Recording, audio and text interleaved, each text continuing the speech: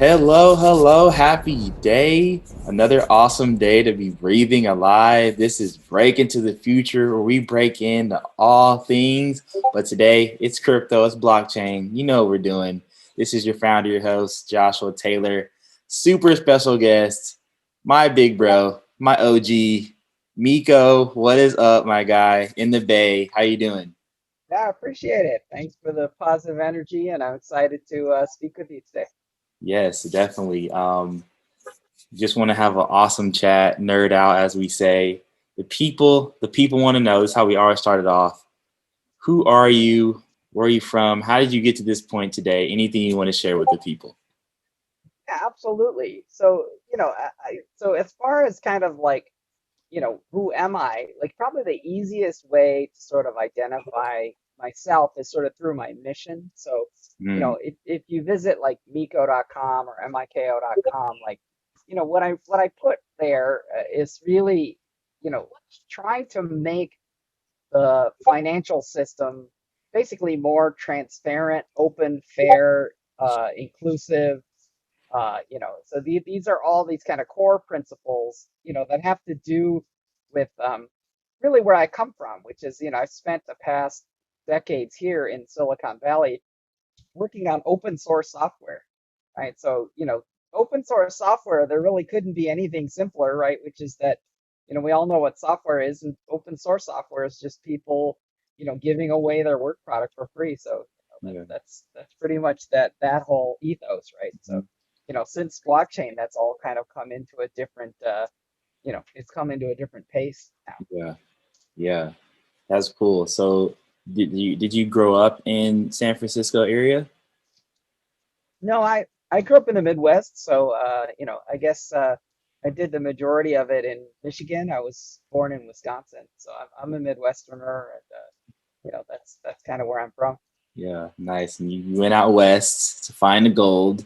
You're a software engineer, open source, and then why or how did you get into the financial aspect of wanting that, and how did that become your mission? Yeah, absolutely. So, it's been really interesting.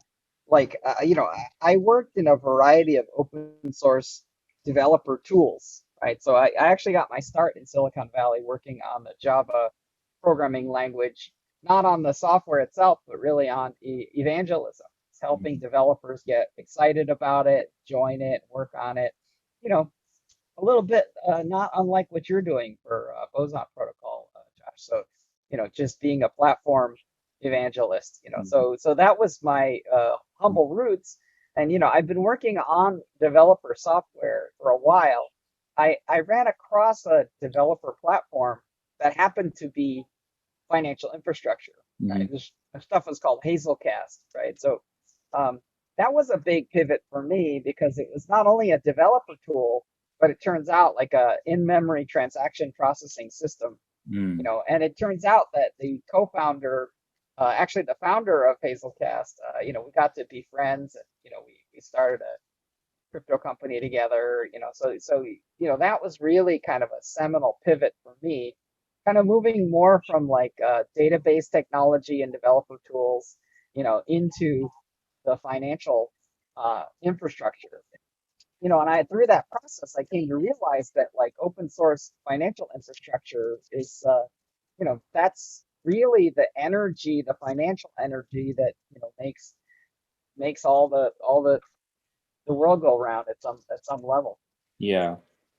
How what do you mean by financial infrastructure?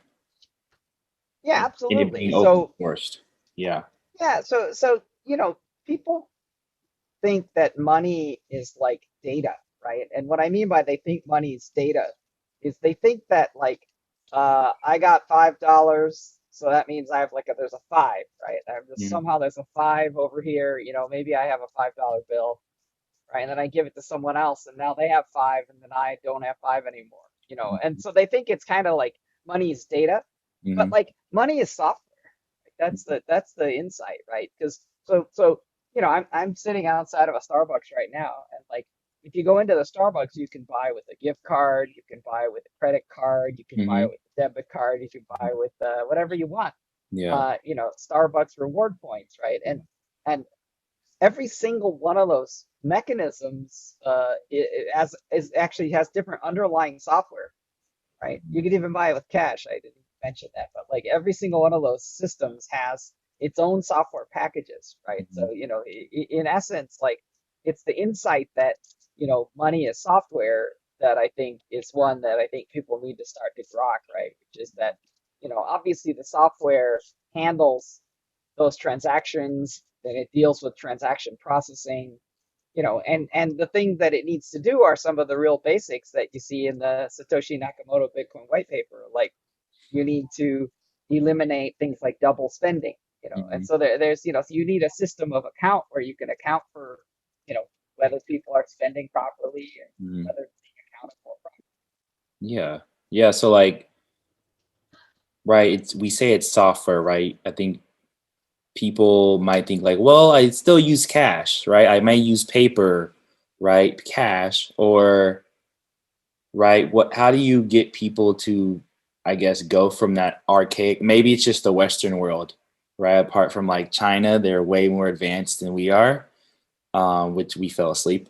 Yeah. We can get into that possibly, but how do you get people to shift into this like fully digital perspective when it's like, oh, it's just like this thing. I moved from Joshua to Miko.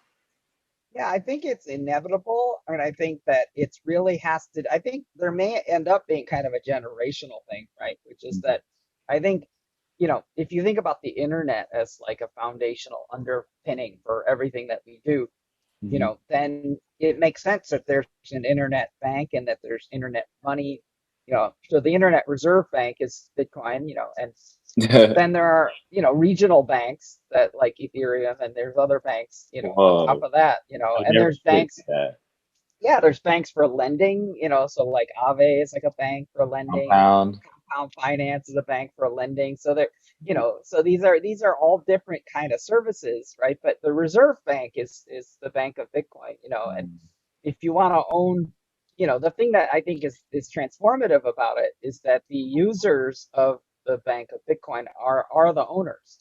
And the more you use it, the more you own it, right? And when I say using it, you're using the store of value function, Mm-hmm. right? So the more value you store, the more ownership you have over the protocol. Mm-hmm. Interesting. So if I'm a newbie and I hear this, or even, you're like a crypto legend OG, and I don't know, crypto novice, I've been in here for a little bit. Okay, like, I think the big thing is like traditional world, traditional finance, what we're used to today. Dollar is still king, right? We have all these other currencies. So if we have digital money and these new currencies come, do they take over the old like Yeah. forever, or what? So What let me what does that look let like? me give you my picture of this, right? Which is that if you look at open source software, Mm-hmm. right? Basically, open source software has sort of taken over, right? But if you look at the value of proprietary software companies, Mm-hmm. they're all built on top of open source. And what open source has done is it's taken over all of the commodity functions, right? Like, for example, like database, like people don't buy commercial databases too much anymore because you could just get an open source one for free, right? Mm-hmm. So what I'm proposing is two things. One is that open source money is going to take over all of the basic commodity functions of money, right? Mm-hmm. I would say that the second dimension that is vitally important to understand is that proprietary systems of money are going to be even more powerful and more valuable because they're sitting on top of this platform. They're sitting on top of this infrastructure platform, right? So, for example, let me give you like an example of this would be look at a proprietary software company like Facebook. If you actually go and look at the Facebook software, there's a ton of open source software. So they built Facebook on top of open source software. Exactly. But Yeah. but the fact that they're benefiting from all this free software enables them to create even more value, right? So really what I'm saying is that open source financial infrastructure and open source money is really just going to hollow out all of the traditional money that we're used to. Hmm. So that's awesome. Can you give us a real world example of what that looks like versus where we are today? What does it look like? Absolutely, Yeah. absolutely. So people think like money is like just this fluid or a liquid or something, right? But it turns out that money is just a bunch of functions, right? And each function of money Excel. is generally handled by kind of a different software package, right? So, for example, there's an application called remittance, right? So, what's remittance? What remittance is it's basically someone sends money overseas, Hmm. right? So, if Yeah. you're like a person working in another country, how do you send money back home? That's called remittance, right? Hmm. Uh, like, how do you, if you buy something at a store, that's basically a retail transaction that happens at a point of sale solution, right? So each one of these are all applications, right? So I guess what I'm saying is when I talk about core functions of money, basically one by one, all of these applications are going to get taken over by open source. And the reason they're going to get taken over is because they are commodities, right? So the idea that like, oh, you need all this innovation and you need all this new stuff, it's like you don't, right? Like remittance is super simple. It's pretty amazing. There was a really great story that came from a friend of mine at Celsius Network, Hmm. right?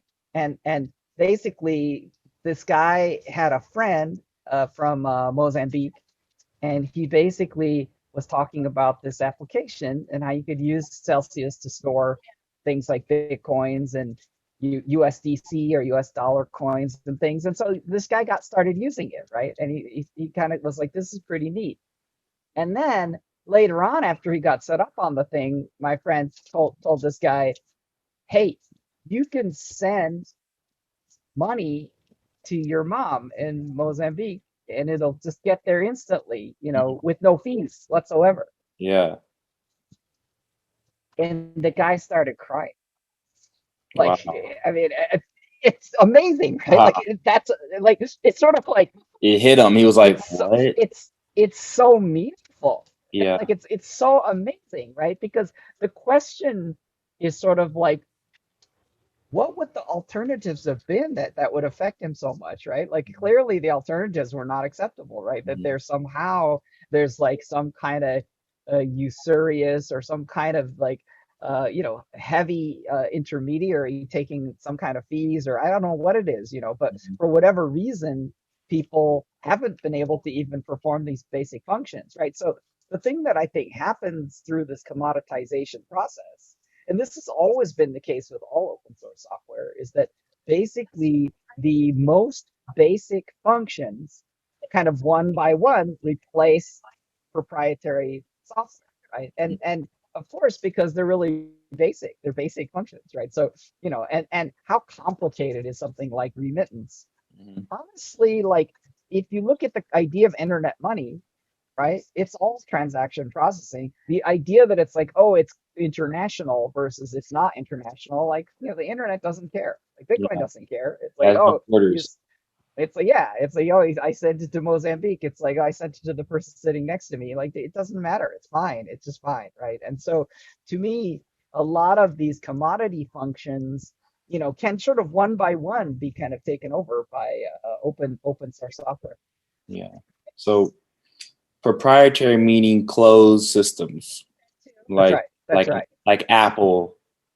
That's Uh, right. That depend on kind of a bank and then kind of like, what is the bank doing? And you're kind of like, was I fun. don't know. They won't tell me, right? It's like, Yeah. what software package does your bank use for that? It's like they're not telling anyone. It's like, why would they tell you, right? They Mhm. don't want to tell you. They're just gonna like do whatever, and then you're just gonna have to put up with it. I think Yeah. call it the move. So does a Wells Fargo? They know about crypto. They know, at least they know the power. At least they're figuring out the power of Bitcoin. They have a digital They are. assets group. They are for sure. What and the banks have been getting involved for all of our lovely break-in listeners.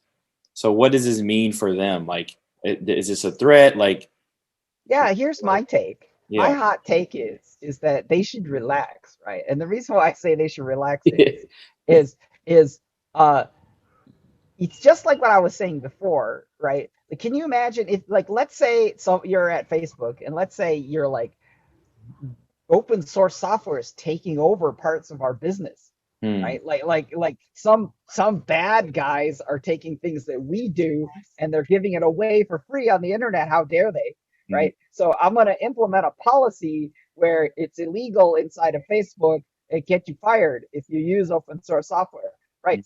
If they get really huffy like that, they're just going to be losers, right? Because the thing that Brain is drain. People are just gonna be like, I don't want it's to. just ridiculous. Yeah, it's first of all, people like find it pretty meaningless because they're gonna be like, you want me to write a proprietary Facebook database? Like my whole career I've just been using this open source database. Like, why Yeah. should I rebuild the thing that already? It's like, wow, you're hurting my brain. Like why are you forcing me to act like this, right? Yeah. So to me, one of the things that's 10 times better about free software is that it's free. Right? So Yeah. like, so even if free software isn't an iota better than proprietary or commercial software, it's better because it's free. Like, it's automatically better, right? So what does free software create? It creates beneficiaries, right? And what I mean by it creates beneficiaries is everybody is a winner, right? So all Wells Fargo has to do is be like, I want to use that. Like, I just want to download that. I want to use that. I'm just going to use it. And it's like, holy cow, like this is so much less expensive than what we were doing, Yeah. and so then they become a beneficiary, right? So Yeah. like, So no, don't to fight me, the what? Don't fight the tide. They need no, to there's adjust. there's only beneficiaries. That's the thing about open source software, right? And it's irresistible, right? Because it's free software. Who Yeah. can resist free software? It's free.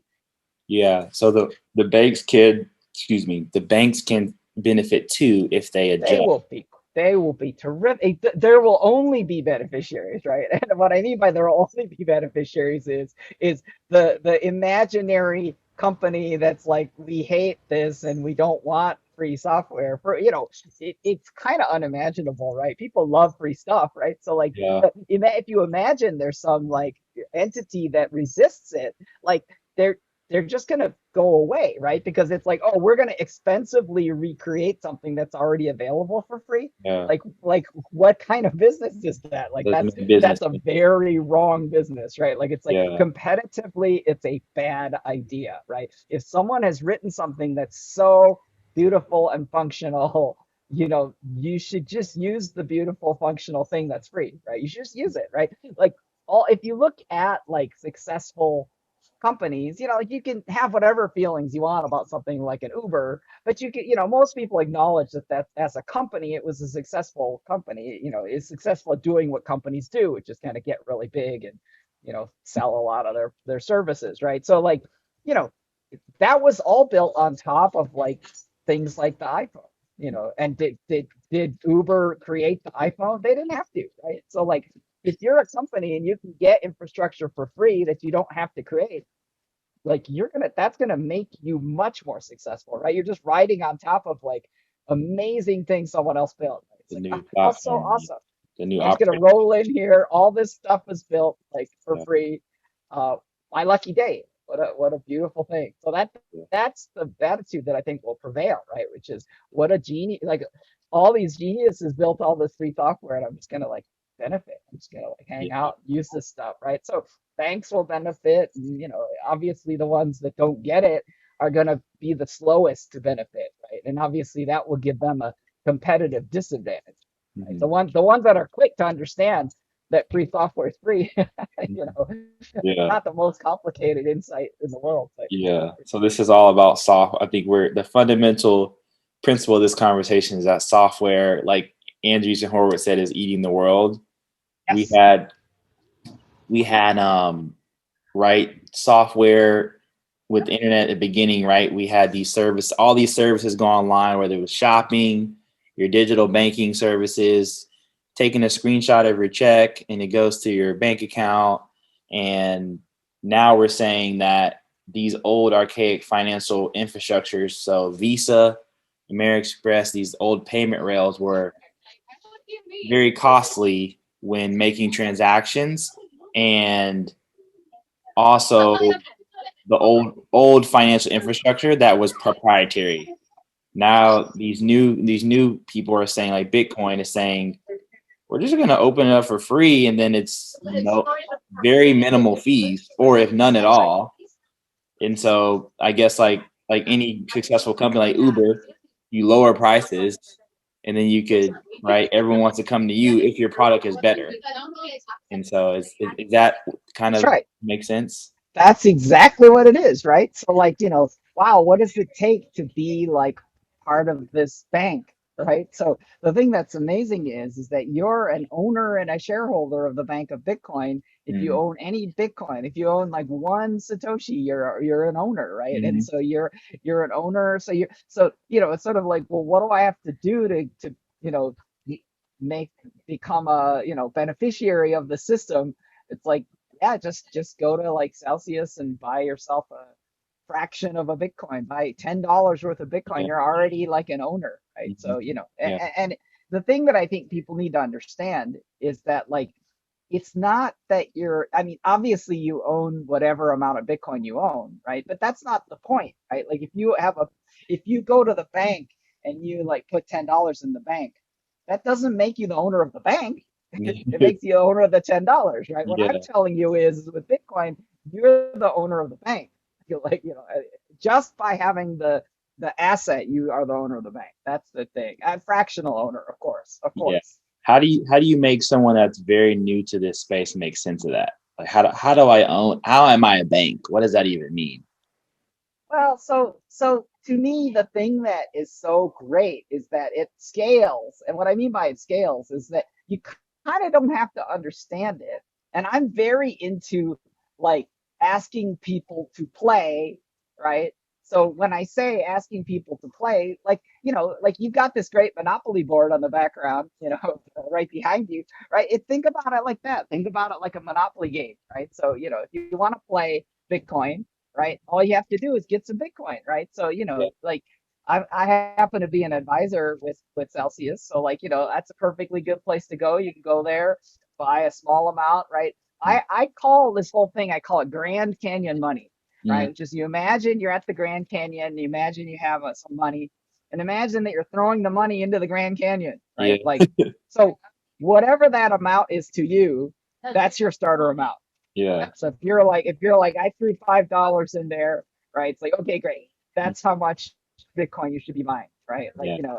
obviously, like, you know, there might be some crazies out there that are like throwing a suitcase of money into the Grand Yeah. Canyon, Yeah. but I Michael wouldn't advise Saylor. it. He, he's he's got like a dump truck he's Yeah, throwing in there. he's the whole ship. So let's Yeah. talk about that. Like I hear like guys like Dan Held for the audience. Dan Held is pretty popular in this space as a figure and a voice for Bitcoin. Like he refers to it a lot, and I agree. Like Bitcoin is the new savings, right? What do you think about that? Like it's a savings account versus like it being a store of value. When Satoshi wrote the white paper for it to be peer to peer, right? I can send some Bitcoin to my family back in Zimbabwe. I could send that remittance. Yeah. Yeah, yeah. So I love that mindset, right? Because the thing that you want from a savings account, right, is you want kind of you want value storage. You probably want some kind of interest accrual, right? I mean, I feel like to me the thing that's exciting about, coming back to like Celsius, like if you've got Bitcoin, you might as well earn yield, right? You might as well earn some percentage, So so to me, those are the kind of things that you begin to realize when you kind of awaken to your power as a financial entity, right? Because really the thing that is ultimately amazing is that the ownership economy is in contrast to the extraction economy. So Mm. I'll give you an example is if you're putting your money inside of a traditional bank, what does the bank think about you? I'll tell you what the bank thinks. The bank thinks customers are awesome. because we can extract value from those customers and then give that value back to our shareholders. Yeah. Right. Yeah. So the problem is that as a bank customer, you're actually not a shareholder. Yeah. Right. I mean, you might be, but that's only if you're a customer that happened to have went out and separately bought stock. Yeah. Right. So in the case of Bitcoin, Yeah. there's no separation. There's Mm. no separation. There isn't a stock called Bitcoin, and there isn't a currency called Bitcoin. The currency of Bitcoin, you should think about like the currency itself is like the stock in the bank of Bitcoin, right? So if you have any of it, you own kind of the stock in the bank of Bitcoin, right? Yeah. So there's never a separation. There's no Yeah. separation. So the Yeah. That's reason why cool. this is so essential is that it means that as an owner, right, then you are the real true beneficiary, right? Because what you should do is go to any city, walk around and look at everything you can see, and ask yourself, who owns this? Right? Look at a row of cars. Like, who owns these cars? Look at these buildings. Like, who owns this building? Who owns these Yeah. buildings? Who owns that fire hydrant? Like, who owns that drain? Who owns this sign? Yeah. Just ask yourself that question over and over. Look at everything you can see Mm. and say, who owns this? Right? Yeah. And like that's the thing that is exciting about this new phenomenon, which is that like the owners are like the users and the users are the beneficiaries, right? Yeah. And this is the revolutionary aspect because like, you know, if you go to a traditional stock holding company and you said, hey, how would you like to give a bunch of stock away to your users? They would kind of laugh at you. And if the They're like, yeah. CEO said, and Yeah. if the CEO said that he was going to do that, he's like, oh, you know what? I really like our customers. I'm going to give them stock.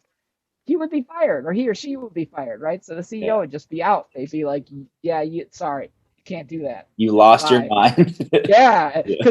because the board of directors represents the shareholders. It's like the shareholders like that's our money. Like Yeah. you can't Yeah. don't give any of that away to anyone at random like an idiot, right?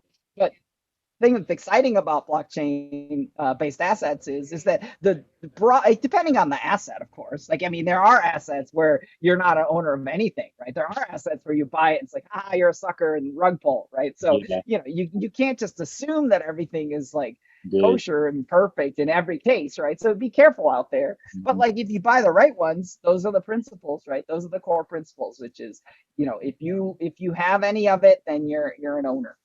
Yeah. Two more questions.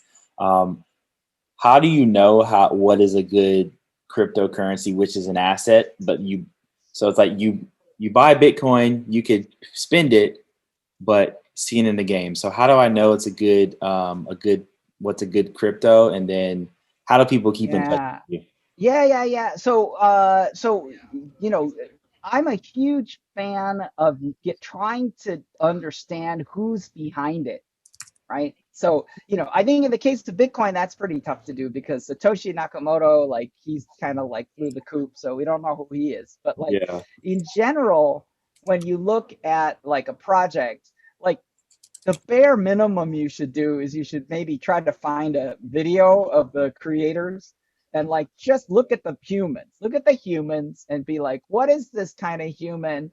What are they? How do I feel about them? How do I feel about the words coming out of their mouth? Mhm. Are they doing this for a good reason or a bad reason?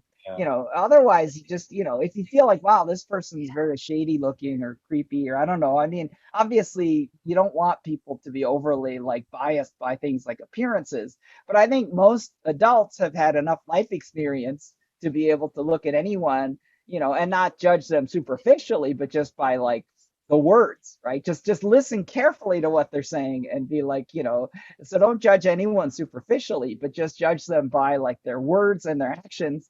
Eventually you get the feeling. Eventually you'll be like, oh, I see what's going on here, and that, so if it turns out it doesn't work out that well, like come back smarter, right? Like learn and come back. Yeah. Don't just give up and say, okay, it's all bad.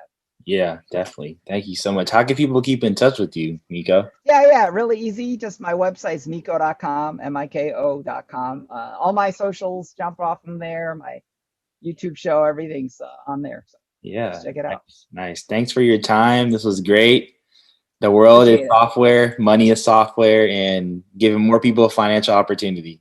Free software. Free software. No Free, one can that's, say, no one can deny. yeah, Awesome, man. Thanks Thank so you. much. Have a great one. Okay, take care. All right. Bye bye.